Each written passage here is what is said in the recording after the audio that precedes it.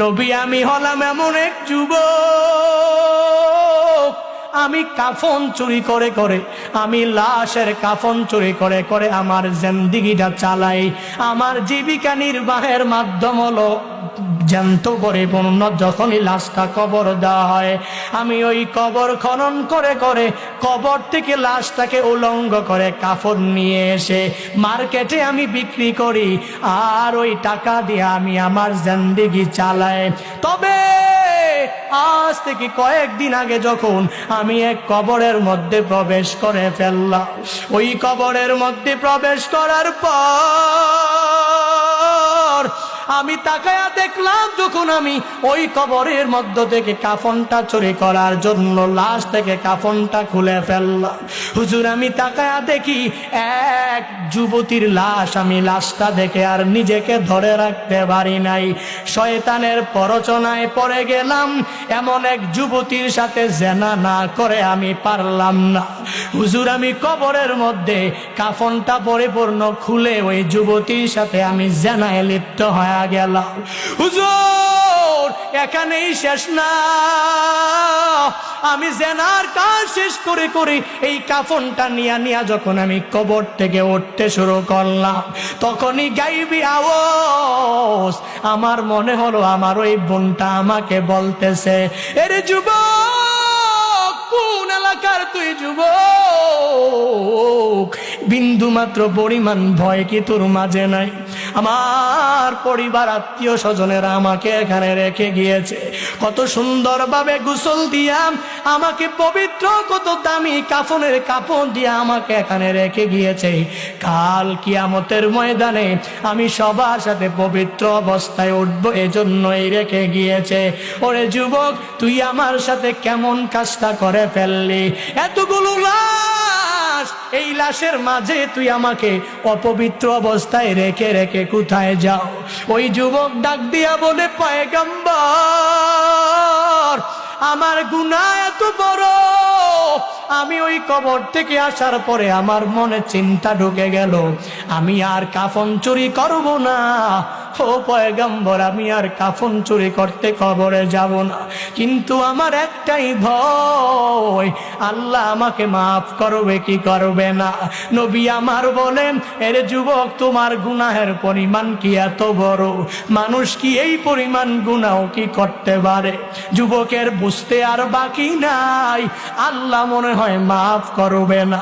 নবীর দরবার থেকে দৌড়াইয়া বিশাল এক পাহাড়ের চূড়ায় চলে যায়। পাহাড়ের চূড়ায় যাইয়া আমার মালিকের দরবারে শুধুমাত্র কান্না করে আর বলে, হে মালিক, সাহাবায়ে কেরাম সরায়া দিয়েছেন, নবীও আমাকে বলেছে বড় গুনাহ। ও আল্লাহ, তুমি তো আমাকে বানিয়েছো, তুমি যদি আমাকে মাফ না করো, আমাকে ক্ষমা করার মতো কেউ নাই। সাইয়্যিদুল ইস্তিগফারের মতো ওই বড় দোয়া যখন ওই যুবক করতে থাকে, আল্লাহুম্মা আনতা রাব্বি লা ইলাহা ইল্লা আনতা খলাকতানি ওয়া আনা আবদুক ওয়া আনা আলা আহাদিক ওয়া ওয়াদিকা মাসতাতু আউযু বিকা মিন শাররি মা সানাতু আবুউ লাকা বিনি'মাতিকা আলাইয়া আবুউ যামবি বিযামবি ফাগফিরলি ফাইন্নাহু লা ইয়াগফিরুয যুনুবা ইল্লা আনতা। ওই যুবক শুধুমাত্র আল্লাহর দরবারে এই বলে কান্না করে, হে মালিক, আমি জানি আমার গুনাহের পরিমাণ অনেক বড়, তো আল্লাহ তুমি তো আমাকে সৃষ্টি করেছো, তুমি যদি মাফ না করো, আমার মাফ করার যার কোনো জায়গা নাই, আমাকে ক্ষমা করার মতো অ্যাবিলিটি কারো মাঝে নাই। ও আল্লাহ, তুমি তো তোমার বান্দাকে বানিয়েছো, ও আল্লাহ তুমি তো তোমার বান্দাকে মাফ করে দিবা। 40 দিন ওই যুবক পাহাড়ে চূড়ায় দাঁড়ায় দাঁড়ায় কান্না করে। আল্লাহ দেখে কি দেখে না? আল্লাহ বলেন, ও জিবরাইল, যা যা আমার নবীর কাছে গিয়া জানা দে, নবীকে 2টা প্রশ্ন করবি, 3 বারের সময় ক্ষমার কথা জানা দিবে। জিবরাইলকে আল্লাহ তাআলা যখন আদেশ দিয়া দিল, জিবরাইল আমার নবীর কাছে এসে রহমাতুল লিল আলামিনকে এক নম্বরে প্রশ্ন করে, পয়গম্বর আপনি বলেন এ বিশাল আসমান আর জমিন কে বানিয়েছে? নবী আমার বলেন আসমান আর জমিন আল্লাহ বানিয়েছেন। আবার প্রশ্ন করেন, ও পয়গম্বর আসমান আর জমিনের উপরে নিচে সব জায়গায় যারা আছে এদের প্রত্যেকের রজ্জাক কে? এদের প্রত্যেকের রিজিক দাতা কে? এই কথা বলার পরে নবী জবাব দিলেন, আমি সহ যারা এই দুনিয়াতে আছে সবার রিজিকের ব্যবস্থা আল্লাহ করেন।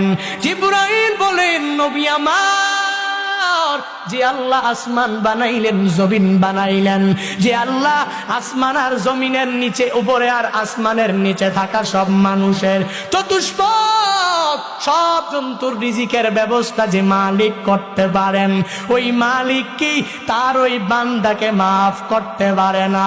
আপনি আপনার সাহাবীকে ওই যুবকের কাছে পাঠাইয়া দেন, আর যুবককে আল্লাহর পক্ষ থেকে ক্ষমার সুসংবাদ দিয়া দেন। এই কথা বলে জিবরাইল চলে যায়। নবী আমার এক সাহাবীকে পাঠায়, ওই সাহাবীকে বলেন, ও সাহাবী যাও যাও মুখ পাহাড়ের উপরে এক যুবক তাকায়া দেখবা মালিকের দরবারে কান্না করে, শুধুমাত্র গুনাহ মুক্ত জিন্দেগি পাওয়ার জন্য কান্না করে। সাহাবী যুবককে পরিপূর্ণ ধরে যখন নবীর সামনে আনলেন, নবী আমার বলে, এরে যুবক তুমি আল্লাহর দরবারে এমন কান্না করে আল্লাহকে এমন রাজি তুমি করে ফেলেছো। একটু আগে জিবরাইল আমার কাছে এসেছিল, জিবরাইল আসিয়া আমাকে দুইটা প্রশ্ন করে জানায়া দিয়েছে, আমার রব তোমার জিন্দেগীর সব গুনাহ মাফ করে দিয়েছে। আল্লাহ পারে কি পারে না? বান্দা ওই যুবকের মতো গুনাহ তো আমি করি নাই, ওই যুবকের মতো এত বড় গুনাহ তো তুমি করো নাই। আল্লাহ যদি তাকে মাফ করতে পারে আমাকে পারবে কি পারবে না? বলেন, আল্লাহ যদি তাকেও মাফ করে দিতে পারে, ওই আল্লাহ এখনো আছেন না নাই?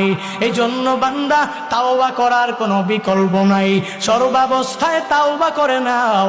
আল্লাহর কাছে বারংবার মুনাজাতে বলো, হে মালিক আমি আমার জিন্দেগিতে এমন কোনো গুনাহ নাই করি নাই, ও আল্লাহ আমার এই গুনার খবর তো মা জানে না, আমার গুনার খবর বাবা জানে না, আমার গুনার খবর আত্মীয় স্বজনরা জানে না, তুমি তো সব জানো। ও আল্লাহ তুমি আমাকে মাফ করে দাও। আল্লাহ বলেন, ইল্লা মান তাবা ওয়া আমানা ওয়া আমিলা আমালান সালিহা ফাউলাইকা ইউবাদদিলুল্লাহু সাইয়্যাতিহিম হাসানাত ওয়া কানাল্লাহু গফুরার রহিমা।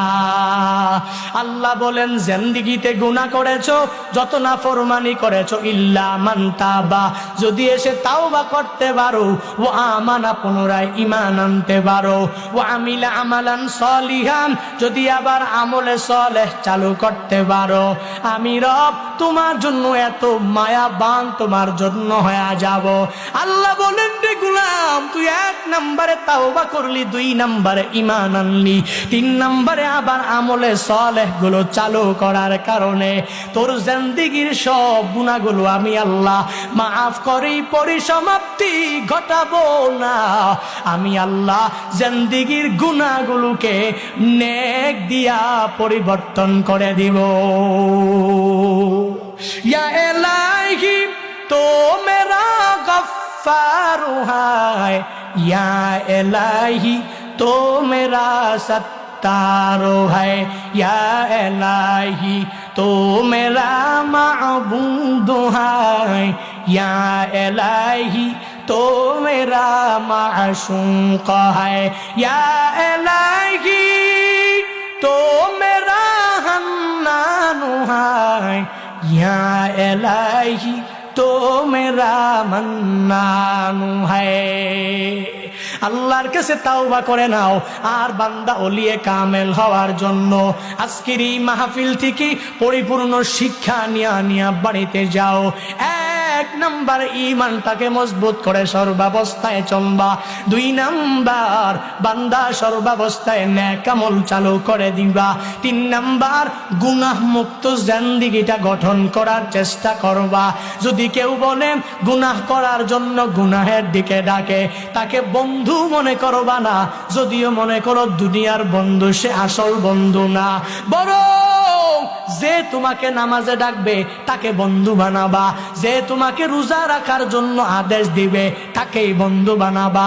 যেই লোকটা 5 ওয়াক্ত নামাজ পড়ে তাকেই ধরে ধরে বন্ধু বানাবা। যেই লোকটা রোজা রাখে 30টা তাকেই তো বন্ধু বানাবা। যেই লোকটা মিথ্যা বলে না তাকেই তুমি তোমার বন্ধু বানাইবা। যেই লোকটা চুগলখড়ি করে না তাকেই তুমি তোমার বন্ধু বানাইবা। যেই লোকটা গীবত করে না তাকেই তুমি তোমার বন্ধু বানাইবা। যেই লোকটা শেখায়াত করে না তাকেই তুমি তোমার বন্ধু বানাইবা।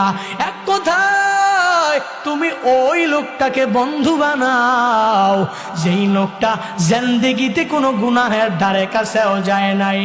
আর ওই লোকটাকে ধরে ধরে তার সুহবত নিয়ে যদি তুমি চলতে পারো, ভালোর সাথে থাকলে খায় ভালোর পান, খারাপের সাথে যদি থাকো কাটবে তোমার 2 কান। ভালো তোমাকে ধরে ধরে নিয়ে নামাজের মুসল্লায় দাঁড় করায়া দিবে, আর ওই খারাপ লোকটা তোমাকে নামাজে আনবে তো দূরের কথা, তোমাকে নামাজ থেকে নিয়ে চা দোকানের আড্ডায় বসায়া দিবে, ঠিক কিনা? এজন্য ভালোর সাথে থাকবো, ভালো মানুষের সোহবত নিয়ে চলার চেষ্টা করব, পারবো ইনশাআল্লাহ। আল্লাহ তাআলা আমাদের প্রত্যেককে, বক্তা শ্রোতা সবাইকে তৌফিক দান করুন। আর জোরে পড়েন। রাগ করেছেন? কষ্ট পেয়েছেন? আপনি কি ওই যুবকের মতো এত বড় গুনাহ করেছেন? আমার মনে হয় না। এত বড় গুনাহ করার পরেও যদি আল্লাহ মাফ করে দিতে পারে, কোনো কিসসা নিজে বানায়া বানায়া বলি নাই। তামবিহুল গাফিলিন একটা কিতাব আছে, ফকিহ আবুল্লাহ সমরকন্দি রাহিমাহুল্লাহু তাআলা এই তামবিহুল গাফিলিন লিখেছেন। এই তামবিহুল গাফিলিনের মধ্যেই এই ঘটনার সুন্দরভাবে উল্লেখ রয়েছে। বিশাল তাওবাকারীদের জন্য, গুনাহ কর্মেওয়ালা বান্দার জন্য বিশাল এক প্রতিদান হিসাবে এই ঘটনা। যদি শিক্ষা নিয়ে বাড়িতে যেতে পারি তো আমি মাওলার কাছে ফিরে যেতে পারবো। আমার কত বড় গুনাহ, তো আমার গুনার কাছে আল্লাহর রহমত অনেক অনেক বড়, রহমতের কাছে গুনাহটা অনেক ছোট, ঠিক কিনা? এই জন্য আল্লাহর কাছে তাওবা করি। আল্লাহ, আমরা ইতিপূর্বে রোজা রাখি নাই। আল্লাহ, আমরা ইতিপূর্বে নামাজ পড়ি নাই। আল্লাহ, ইতিপূর্বে নেক আমল করি নাই। সামনে যতদিন বেঁচে থাকবো আর নামাজ কাজা করব না। আল্লাহ, সামনে যতদিন বেঁচে থাকবো আর রোজা বাদ দিব না। আল্লাহ, সামনে যতদিন বেঁচে থাকবো আর জেনা করব না। আল্লাহ, সামনে যতদিন বেঁচে থাকবো আর কোনো সগীরা কাবিরা গুনাহের দিকে যাব না। আল্লাহ, সামনে বেঁচে থাকবো তো মিথ্যা বলার কোনো প্রয়োজন নাই। আল্লাহ, সামনে যতদিন বেঁচে থাকবো আমি গীবত করব না, শেখায়াত করব না, চুগলখড়ি করব না। পারবো তো ইনশাআল্লাহ? যুবক ভাইরা, পারবেন তো ইনশাআল্লাহ? আল্লাহ এই ভাইদেরকে তুমি কবুল করে নাও। জোরে পড়েন। আজকে একটা ভিডিও দেখে আমার খুব ভালো লেগেছে। এই যে ঈদ গেল না, ঈদ উল ফিতরে মাঝে মাঝে কষ্ট লাগে।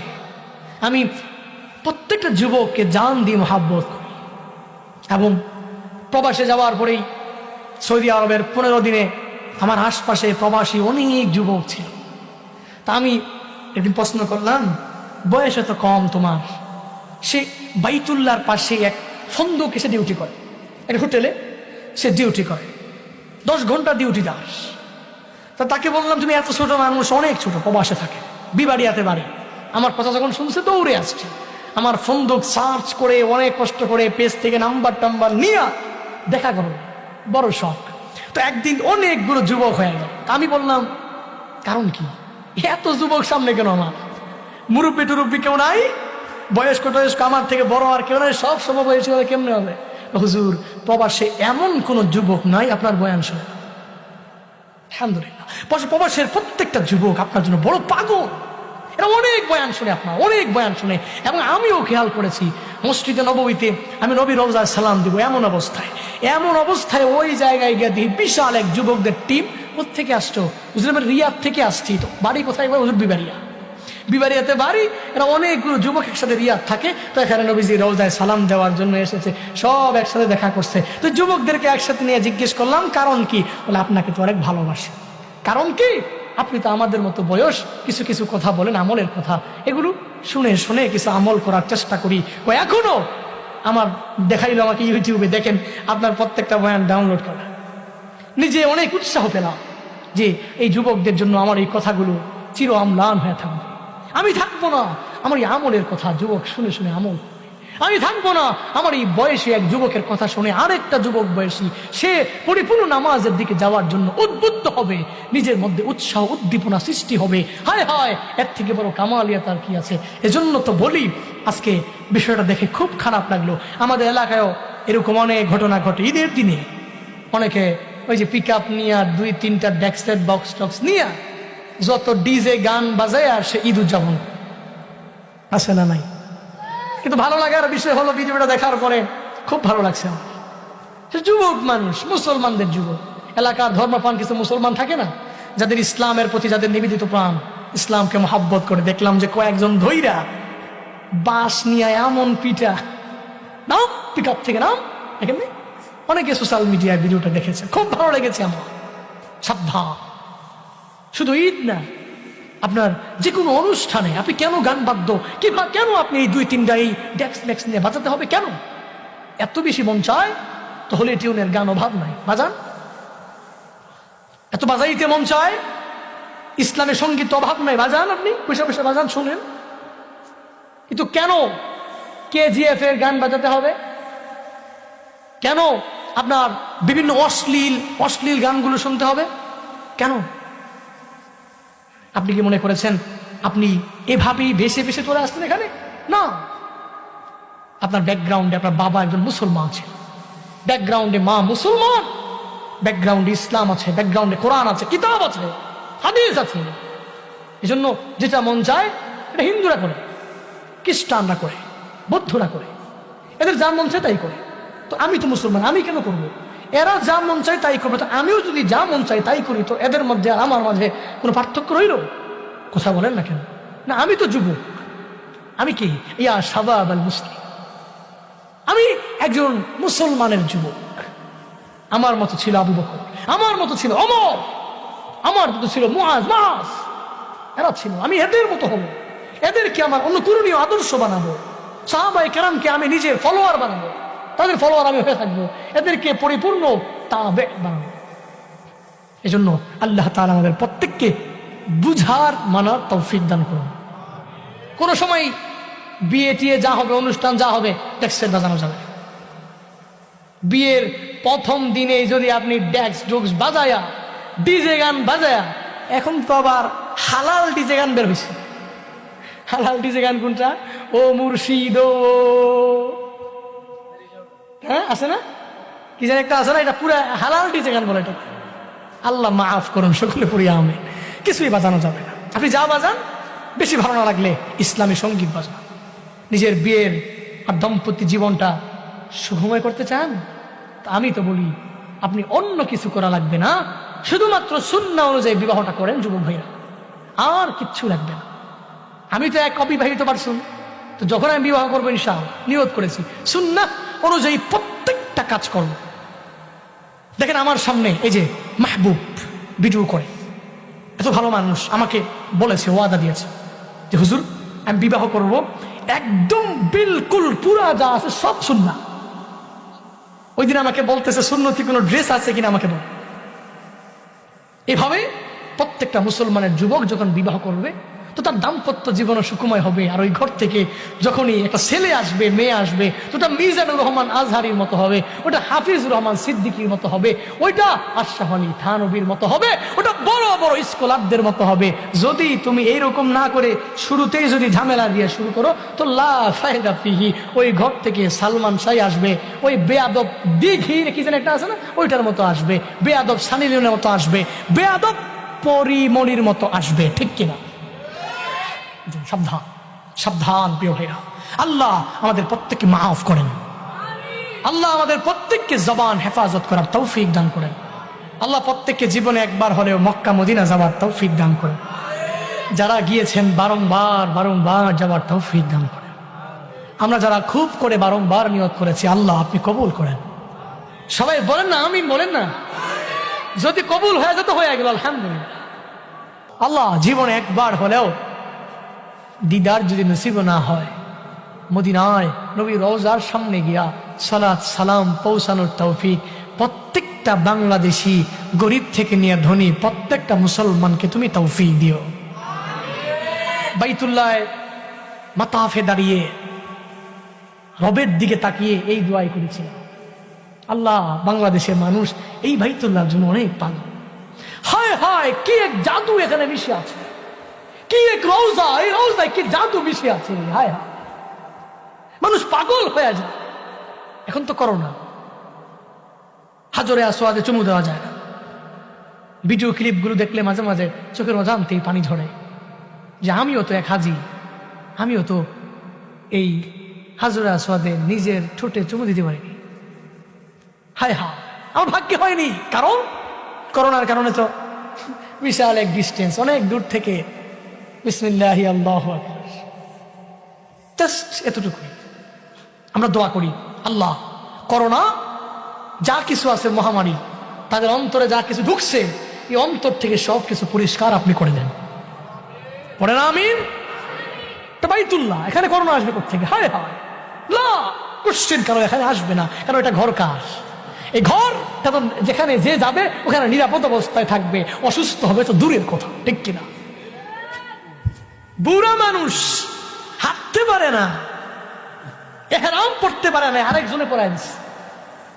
বাংলাদেশ থেকে তো এহরাম পড়া লাগে, এয়ারপোর্ট থেকে এহরাম পড়া। মাইন্ড করতেছেন আপনারা? রাগ করতেছেন? আমি আবেগ ধরে রাখতে পারি না, আসলে কি করবো, শুধু ভাসে চোখে আমার, কি এক জায়গায় গেলাম রে। হায় হায়, বুড়া মানুষ হাঁটতে পারে না, এহরাম পরে দিছে আরেকজনে, এহরাম পরে উঠছে বিমানে। বিমানে হায় হায়, অসুস্থ অসুস্থ একজন লোক, কে সে? ওই যে লোক এত অসুস্থ, বিমান পুরে চিন্তিত যে এই লোক তো যদি মারা যায়। কয়েকবার মাইক দিয়ে এলাম হয়েছে যে এই লোককে, এই লোককে, এই লোকের কেফেলায় কে আছেন না আছেন, উনি খুব অসুস্থ, মনে হয় মারা যাবে। হায় হায়, কি এক হালাত। এই অসুস্থ লোকটা বিমান থেকে নামার পরে জেদ্দাতে গেছে, জেদ্দা থেকে নামার পরে বাসে উঠছে, বাসে উঠে বাক্কায় গিয়েছে।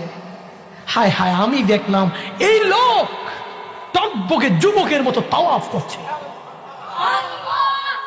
এটাই খেলা, এটা বাইতুল্লাহ, এটা মক্কা, এটা পবিত্র শহর। যে যাবে ওখানে অনেক অসুস্থতা নিয়ে যাবে, সুস্থ বানিয়ে দিবেন কে? আমি আমার পার্সোনাল একটা বলি, আমার ব্যক্তিগত একটা কথা, আমি বিভিন্ন বাড়িতে খানা খাওয়ার কারণে গ্যাস্ট্রিকের প্রবলেম করে, স্বাভাবিকভাবেই খানা না খাইলে মানুষ রাগ করে। এই যুবক ঘড়ি দেখতেছে, অনেক রাত হয়ে গেছে যুবক না? হ্যাঁ, ঘড়ি দেখতেছে মনে হয়, ইয়া আল্লাহ রাত হয় নাই, কিসের রাত, কত রাত গেছে গা, এমনি গাইটা গেছে, ঠিক কিনা? ও আচ্ছা, ফজরের দিকে খেয়াল রাখতে হবে। ইনশাআল্লাহ সবাই ফজর পড়বে তো, ইনশাআল্লাহ পড়বেন তো ইনশাআল্লাহ। আচ্ছা, আমি সব ওয়াদা করাই নিব, ইনশাআল্লাহ শেষ করে দিই এই ঘটনা। আমার ব্যক্তিগত একটা ঘটনা, সেটা হলো আমি গ্যাস্ট্রিকের ওষুধ প্যান্টোনিক্সের একটা পাতা, এটা আমার কাছে সবসময় থাকেই, সবসময় থাকে, প্রতিদিন একটা দুইটা খাওয়াই লাগে প্রোগ্রামের সময়। 1 তারিখ 1 এপ্রিল ছিল আমার লাস্ট প্রোগ্রাম, মানে পরের দিন রমজান, ওটাই ছিল আমার লাস্ট প্রোগ্রাম বাংলাদেশে। কি হলো, আমি 1 তারিখেও গ্যাস্ট্রিকের ওষুধ 2টা খাইলাম একদিনে। কিন্তু মালিকের কুদরতের কি কারিশমা, আল্লাহু আকবার। আমি প্যান্টোনিক্সের 2টা পাতা নিলাম, আমার লাগে না, আমার লাগবে, ওখানে গেলে এগুলো পাইতে খুব দুষ্কর, পাওয়া যায় না। আমি এই প্যান্টোনিক্সের পাতা নিয়ে 15 দিন পর্যন্ত মক্কা মদিনায় থাকলাম। গ্যাস্ট্রিক কি, গ্যাস্ট্রিকের ঔষধ কি, ওটা আমি ভুলে গিয়েছিলাম। এই জিনিসটা খুব অন্তর নাড়া দিয়েছে আমার। হাই হাই, এ কেমন জায়গা, কেমন জায়গা এটা। যদি বলেন যে হুজুর না, ওরা তো খুব ফ্রেশ খাবার খায়, এজন্য হয়তো না। আমার সাথে আর কয়েকজন, ওনাদের আগেও যেরকম ছিল, এখনো প্রায় একটু একটু গ্যাস্ট্রিক আছে, সে মাঝে মাঝে খাইতো 2-3 দিন পর একটা একটা। কিন্তু আল্লাহর কি কুদরতের কারিশমা, এই বান্দা 15 দিন যে ডেলি একটা করে খায়, 15 দিন গ্যাস্ট্রিক কি সে ভুলেই গেছে। এটাই রবের খেলা, এটা মক্কা। ওখানে আপনি যাবেন তো আপনি সুস্থ হয়ে যাবেন, ওখানে আপনি যাবেন তো মনে হবে রহমত সরাসরি আসমান থেকে নাযিল হচ্ছে। আলহামদুলিল্লাহি রাব্বিল আলামিন والصلاة والسلام على سيد الأنبياء والمرسلين وعلى آله وأصحابه أجمعين يا أرحم الراحمين يا أرحم الراحمين يا أرحم الراحمين اللهم اجعلني صبورا واجعلني شكورا واجعلني في عيني صغيرا وفي أعين الناس كبيرا اللهم اجعلنا من المستجابين للدعوات اللهم إنا نعوذ بك من زوال نعمتك اللهم إنا نسألك الجنة ونعوذ بك من النار اللهم إنا نعوذ بك من زوال نعمتك وتحول عافيتك وفجاءة نقمتك وجميع سخطك يا رب العالمين ربنا ظلمنا أنفسنا وإن لم تغفر لنا وترحمنا لنكونن من الخاسرين ربنا آتنا في الدنيا حسنة وفي الآخرة حسنة وقنا عذاب النار ربنا لا تؤاخذنا إن نسينا أو أخطأنا ربنا ولا تحمل علينا إصرا كما حملته على الذين من قبلنا ربنا ولا تحملنا ما لا طاقة لنا به واعف عنا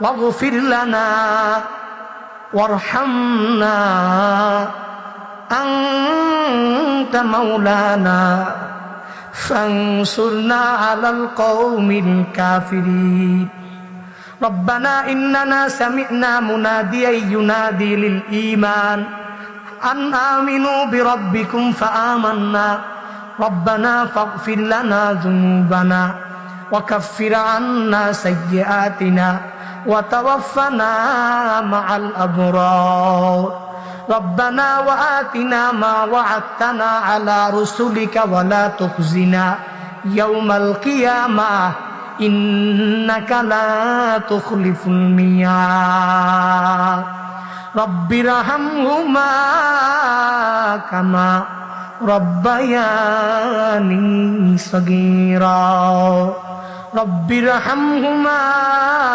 كما ربياني صغيرا ওরে দয়ার মালিক কুদরতের নজর দিয়া তাকায়া দেখেন রে আল্লাহ হায় আল্লাহ এই ময়দানে আপনার কত আশিকিন বান্দা হাজির আপনার কত জাকিরিন শাকিরিন মুসল্লুন বান্দা হাজির হায় আল্লাহ আপনার এই বান্দাদেরকে নিয়ে আমি গুনাহগার আমার মতো গুনাহগার কেউ নাই আয় আল্লাহ জিন্দেগির রাশি রাশি পাহাড় পরিমাণ গুনাহ নিয়ে আপনার এই বান্দাগুলোকে নিয়ে গভীর রাত আপনার দরওয়াজায় ফিরে আসলো ও আল্লাহ জিন্দেগিতে এমন গুনাহ করেছি যেই গুনার খবর মা যাবে না যেই গুনার খবর বাবা জানে না যেই গুনার খবর আত্মীয় স্বজনরা কেউ জানে না আয় আল্লাহ আপনি তো সব জানেন আয় আল্লাহ আপনার দরওয়াজায় আমরা সবাই ফিরে আসলাম জিন্দেগির সব গুনাহগুলো মাফ করে দেন আল্লাহ ওরে দয়ার মালিক এই ময়দানে 3 শ্রেণীর লোক নিয়ে তোমার দরওয়াজায় হাত বাড়াইলা কারো জনম দুঃখিনী মা নাই কারো আব্বা দুনিয়ায় বেঁচে আছে রে আল্লাহ কারো আব্বা নাই আম্মা দুনিয়ায় বেঁচে আছে রে আল্লাহ কেউ এরকম এতিম মাও নাই বাবাও না আয় আল্লাহ যাদের মা নাই মার কবর তুমি জান্নাতের বাগান বানাও ও আল্লাহ যাদের বাবা নাই বাবার কবর তুমি জান্নাতের বাগান বানাও। ও আল্লাহ, মাহারা কত এতিমের দল এই গভীর রাতে চোখের পানি ফালায়া মার জন্য কান্না করে। ও আল্লাহ, এই গভীর রাতে বাবা হারা সন্তানেরা কান্না করে। আয় আল্লাহ, নিজের মার জন্য, বাবার জন্য, আয় আল্লাহ, এই কান্নার পানিগুলো আপনি ফিরাইয়া দিয়েন না রে আল্লাহ। ও আল্লাহ, এরা তো এমনিতে এক নম্বরে মা হারা, আবার তারা তো বাবা হারা। আবার তুমি যদি ফিরাইয়া দাও, আয় আল্লাহ, যাওয়ার মতো আর জায়গা নাই। আয় আল্লাহ, তোমার দরওয়াজা ছাড়া আর কারো দরওয়াজা নাই। আয় আল্লাহ, মাহারা সন্তানদেরকে পরিপূর্ণ ধৈর্য শক্তি দাও। আয় আল্লাহ, মার কবর জান্নাতের বাগান বানাও। বাবাহারা সন্তানদেরকে ধৈর্য শক্তি দাও। আয় আল্লাহ, বাবার কবর জান্নাতের বাগান বানায় দাও। আমাদের যাদের আব্বা আম্মা বেঁচে আছেন, মা বাবার দোয়া নিয়ে চলার তৌফিক দান করুন। আয় আল্লাহ, মা বাবার চেহারার দিকে তাকায়া কবুলিয়াত হজ উমরা কামাই করার তৌফিক দাও। আয় আল্লাহ, মা বাবার হায়াতে বরকত বাড়ায়া দাও। আয় আল্লাহ, মা বাবাকে আরো অনেক দিন মা বাবা বলে বলে পরাণ ঠান্ডা করার তৌফিক দাও। ওরে দয়ার রব, জীবনে একবার হলেও মক্কা মদিনা যাওয়ার তৌফিক দাও। যারা যেতে পারে নাই, বারবার যাওয়ার তৌফিক দান করু। আয় আল্লাহ, কুদরতি খাজানা থেকে তুমি দিয়া দাও। আয় আল্লাহ, মক্কা মুকাররমা মদিনা মুনাওয়ারা না দেখাইয়া আজকের একটা শ্রোতাকে ও মৃত্যু দিও না রে আল্লাহ। ওরে দয়ার মালিক, আজকের এই মসজিদের উদ্যোগের মাহফিলের আজকের এই মসজিদ তুমি কবুল করে নাও। আয় আল্লাহ, এই মসজিদের ইমাম সাহেব, খতিব সাহেবকে কবুল করে নাও। আয় আল্লাহ, মুসল্লিদেরকে তুমি কবুল করে নাও। আয় আল্লাহ, মসজিদের আন্ডারে যত মুসল্লিরা আছে সবাই যাতে করে 5 ওয়াক্ত নামাজ পড়ে মসজিদের হক আদায় করতে পারে। ও আল্লাহ, তুমি সবাইকে সেই তৌফিক দান করু। আয় আল্লাহ, মসজিদের অসম্পূর্ণ কাজ সম্পূর্ণ করার তৌফিক দাও। আয় আল্লাহ, মসজিদের দোতলা কাজ সম্পূর্ণ করার তৌফিক দান করু। আয় আল্লাহ, যারা যারা দান করেছেন, আয় আল্লাহ, প্রত্যেকের দানগুলা তুমি কবুল করে নাও। মসজিদের শুরু লগ্ন থেকে আজ পর্যন্ত যারাই ক্ষুদ্র থেকে ক্ষুদ্র, বড় থেকে বড়, আয় আল্লাহ, যে যে লাইনেই সহযোগিতা করেছেন প্রত্যেকের দানগুলা তুমি কবুল করে নাও। আজকের এই কথার উপরে আগে আমাকে, তারপর সবাইকে আমল করার তৌফিক দাও। রব্বানা তাকাব্বাল মিন্নি ইন্নাকা আনতাস সামিউল আলিম ওয়া তুব আলাইনা ইয়া মাওলানা।